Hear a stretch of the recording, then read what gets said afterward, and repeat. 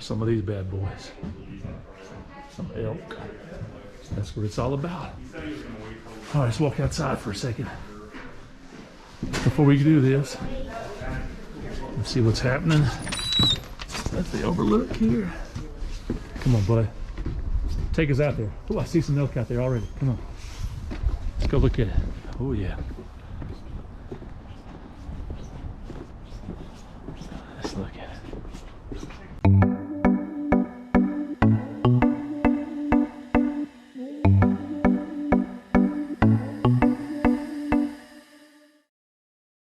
Hey, JT, tell everybody what you see. Thank you. Hey, y'all are welcome. Tracks. Look at the elk tracks right there. That's right. Look way up there. I can see elk, a whole bunch of them right about there. There's about 100 of them right there. And look, there's snow on top of ice. Oh yeah, that's all like a pond. It's been frozen.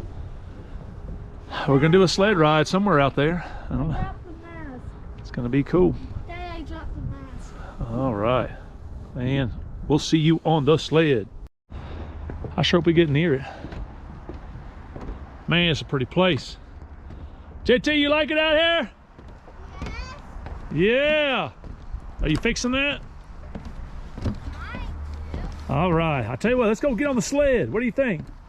Yeah. Let's do it. Is it time? It's about time. What do you want to tell everybody? Thank you for watching. Nailed it. Some money spent on feeding the elk, and they knew that there wasn't enough ground here available, and so the government decided to buy up some of these properties that some of the first homesteaders had homesteaded here, and so that's what they did. They came here and bought up, I believe it was 44 ranches, was it? Yeah, 44 homesteads. 44 homesteads, and today we have around, well, a little bit less than 25,000 acres.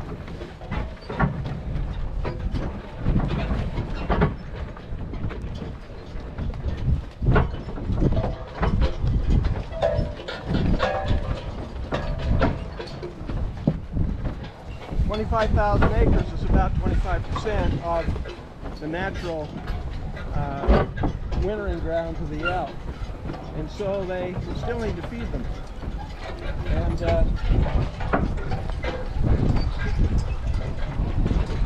they start the feeding around the first part of February on into April, around 71 days.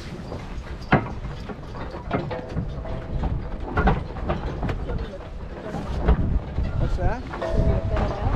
Thin the elk out?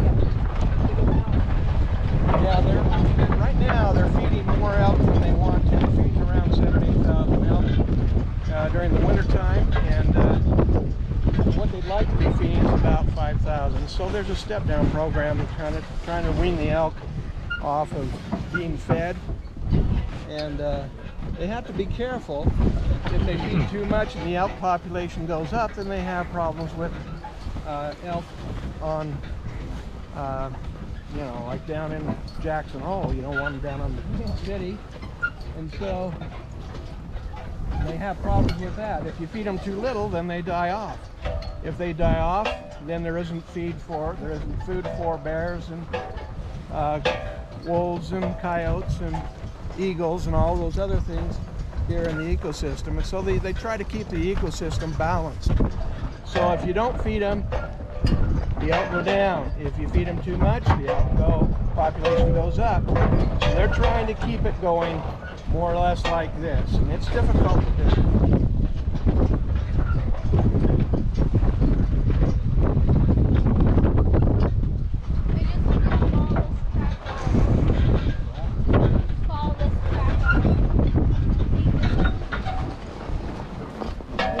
About what I've told you so far. Kind of a little bit of the history.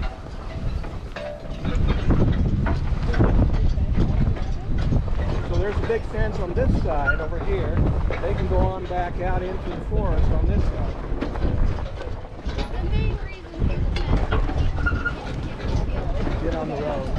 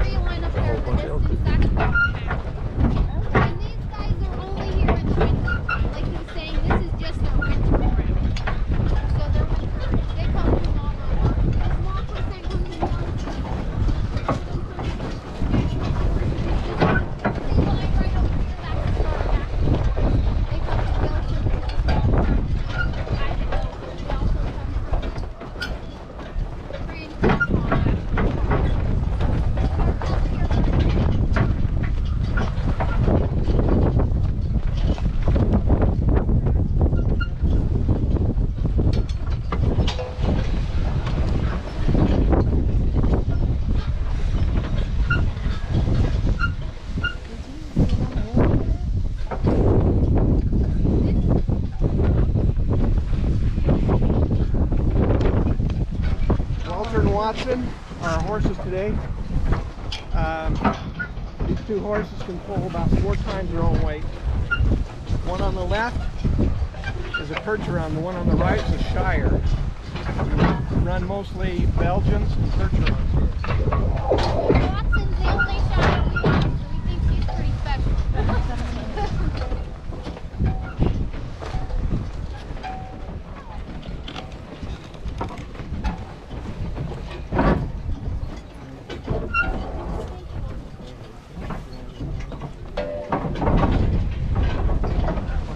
There's a bunch of elk right over there. See the elk? So this is the most that we've had a sleigh driver look at since we started. So this is pretty exciting. The first like 5 days we had no elk. So we were taking people out to look at the grass. It was really exciting. And like we tell them, but they still want to come. Kind of hard to talk about the elk when you can't see any. These are there any bulls in this group? Any bulls in this group? I don't know. I haven't been out here. You see him on the hill? Uh-huh. Talk a little bit about this area. You should notice this grass right here. We have quite a bit of grass right now. There's about 1,300 pounds of feed per acre here right now. When it gets down to 300, they'll start to feed. Or if there gets too much snow, the elk dig down through the snow. If it gets too heavy, then they start to feed them. These elk stay warm in 3 ways. They've got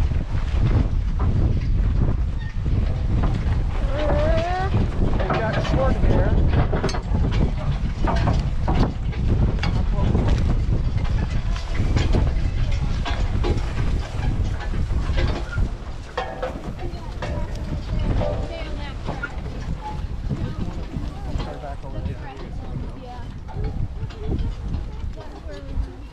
They have short hair that grows up close to their body. It's kind of like down, kind of like wool, and it keeps them warm.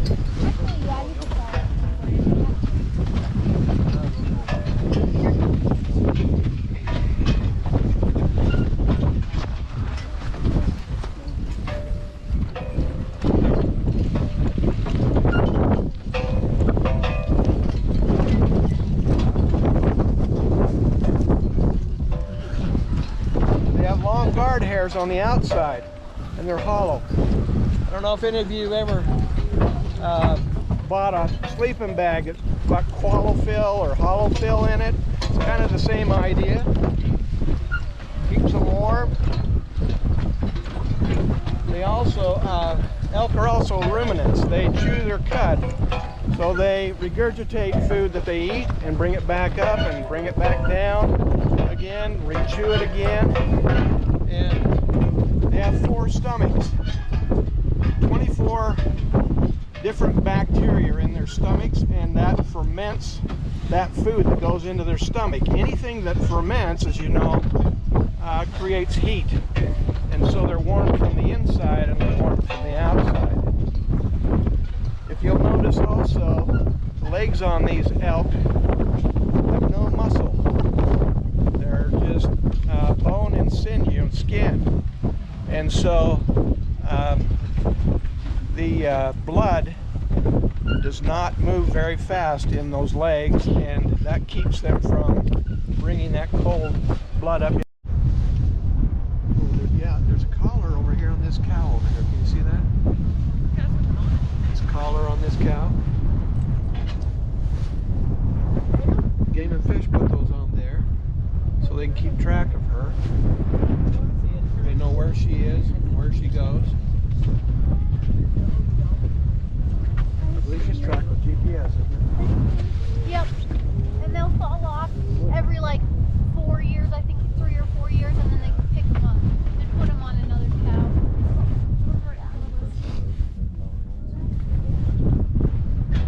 And they won't put them on any of the bulls because the bulls' necks swell up during breeding season. It'll cut their air supply off. So they just track cows, and bulls really aren't. They don't really do anything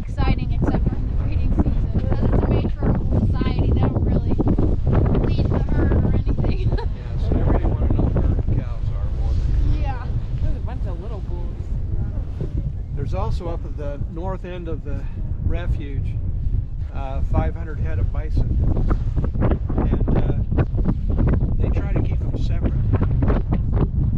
Together, bison run off the elk, run off their feed, and then they don't want to be feeding down here anyway. So they try to keep them up the other end.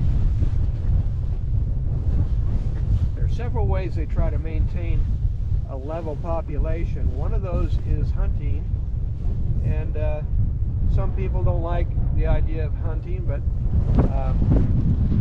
that's one of the ways that we pay for the feed of these elk in the wintertime, is by the licenses that are bought by the hunters. They take that money and feed the elk with some of that. Boy Scouts are allowed to come in the springtime and pick up the sheds, the elk antler sheds, and they take them in a Jackson. There's a big auction and they sell those. The Boy Scouts, I think, get 25% of what they sell, and the rest goes to feed the elk. Also, all of you are paying a little bit to in your taxes to feed the elk here as well. When they feed the elk, they feed them pellets now. They used to feed them hay, baled hay. They found this is more efficient. They can get more elk fed in a smaller area, and that's a good thing. Sometimes that's a bad thing. They have these elk congregated in an area, concentrated. The more concentrated, the more opportunity the elk have to get to feed. So they have to be very careful how they do that. They do it in a serpentine kind of fashion, so the elk are close, but they're not all together, run up close together.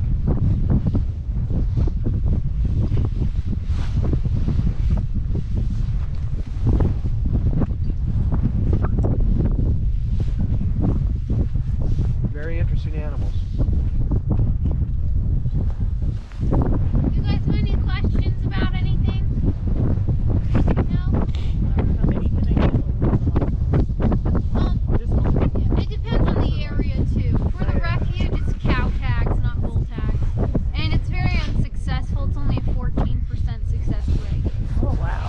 Here on the refuge. Here on the refuge. Other areas is a lot higher success rate. The refuge, their main goal is to keep the elk pushed up off until winter comes, so they don't come down and eat everything they've irrigated in the spring and summer. Because like he was saying, this is only 25% of their winter range, so they've got limited food as it is. And if they come down early and eat, they're going to have to feed more, and their goal is to only feed as much as they have to keep balance. So basically, when they do feed them, the elk get about 25% of what they need, and then the rest they have to pick up themselves. Like feeding them breakfast and lunch and dinner.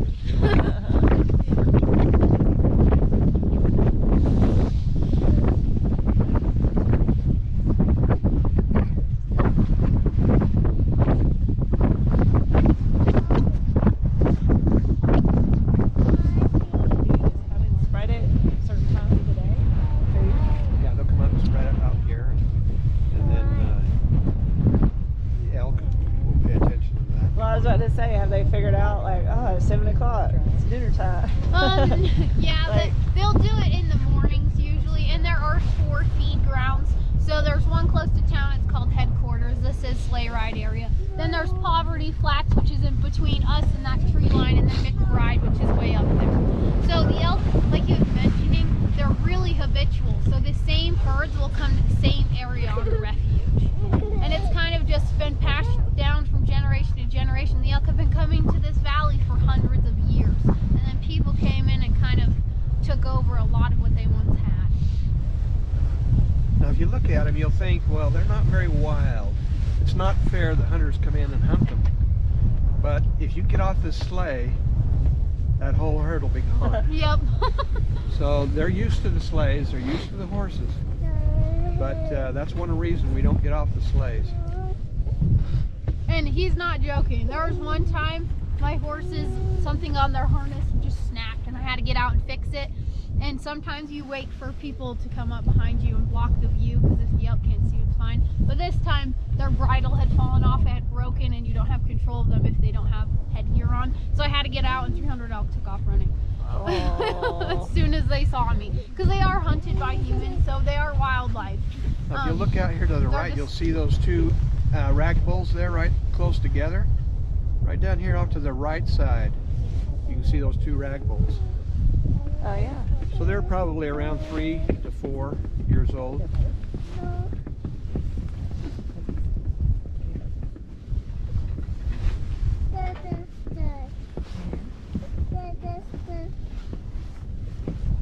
There's two of them up there on the hill that keep kicking at each other. Rag bulls. Is that up there? Are they rag bulls? I thought they were just cows. Can't see them. Is this pretty normal for the snow, or do you normally have like more? Yeah, like about this more, time? a lot more. Yeah. Very, very normal. Well, November was in the 40s and 50s, and that's just not that. oh wow. Well, we came.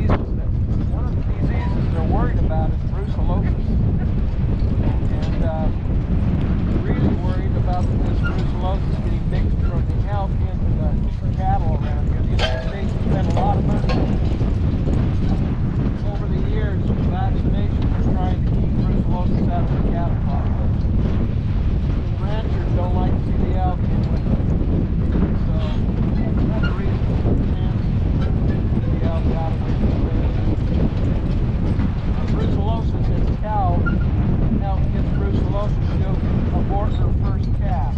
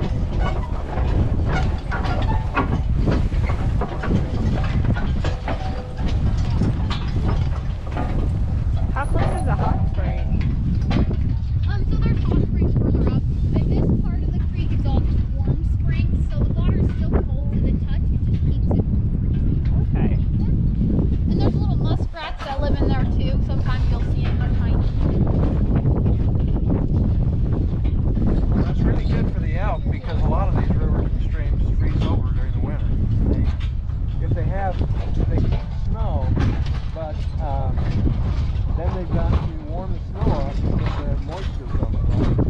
So it takes more of their energy, and it takes more feed to feed them and keep them going.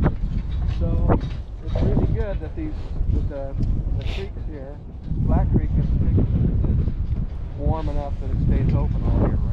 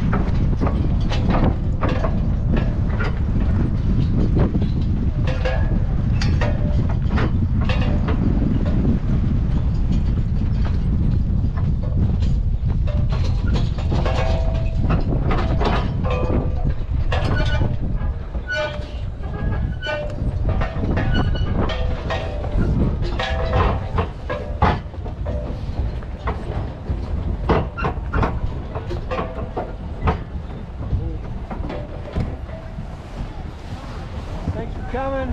Thank you. Bus has probably got the procedure going for you.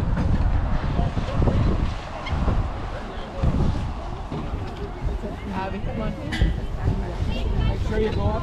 Make sure you go up and pet the horses.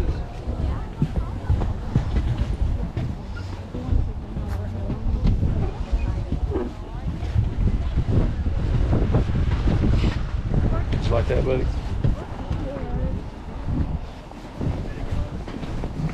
Want to go pet a horse? Come on, let's go pet a horse.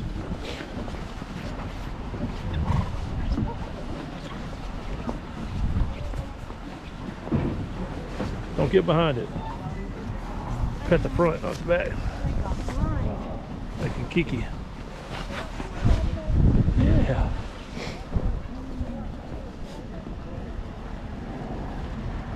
Look at his toe sticking out. I guess it means he likes it. Say, hey, big boy. Hey, big boy. Hey, hey, hey, hey. Hey, hey. Yeah, yeah, yeah.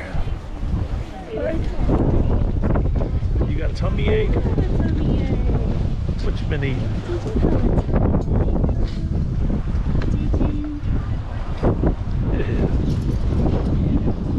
Yeah, look at me while you pet. JT. He's gonna look at you with that big tongue. If you guys need any help taking pictures, I can help you guys out. Feel free to go up and pet them. They're super friendly and they only bite on Tuesdays, folks. All right, thanks for watching. See you on the next adventure. He is venturing out to a frozen pond here. Let's see what happens. Uh-oh. Oh, be careful. Oh, oh. He's walking on ice. He's not busting through it. Hey, that's a pond. Come here, bud. Get him out there. Come here. Thank you. Yeah, how was that? Good, all right.